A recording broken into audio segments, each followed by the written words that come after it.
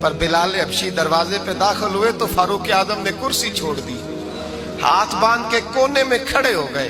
کالا رنگ ہے، نام بھی لکھنا نہیں جانتے، زمانے میں تعارف کوئی نہیں۔ حضرت عمر نے ہاتھ باندھا ہے، لوگ کہنے لگے عمر تو کیسے ہو، کس طرح سے نہیں ڈرتا، یہ کون آ رہا ہے جس کے لیے تیرا اتنا استقبال ہے؟ حضرت عمر کہنے لگے چپ کر جاؤ، اس کی بات نہ کرنا، اسے آنے دو، اسے آنے دو، اس کی بات نہ چھیڑنا۔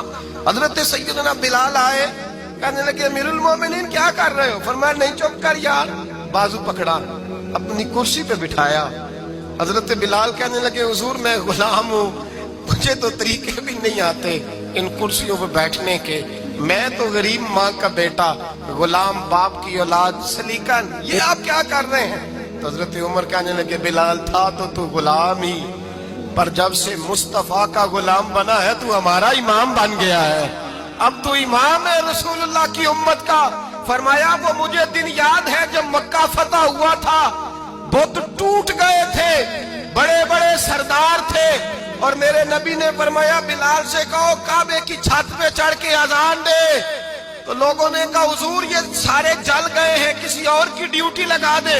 حضور نے فرمایا چپ کرو، بدر میں مار کھا کے اذان پڑے تو بلال، احد میں پتھر برسے اذان پڑے تو بلال، تپتے صحراؤں میں پڑے تو بلال، ہر جگہ مار کھائے تو بلال۔ اور آج اگر اللہ نے عزت دی ہے تو میں لوگوں کو دیکھ کے بلال کو عزت نہ دوں؟ میں بتانا چاہتا ہوں کہ رسول اللہ کی غلامی میں عزت ہے۔ فرمایا کوئی اوپر نہیں چڑھے گا، ابو بکر بھی نیچے، عمر بھی نیچے، عثمان و علی، طلحہ اور زبیر بھی نیچے۔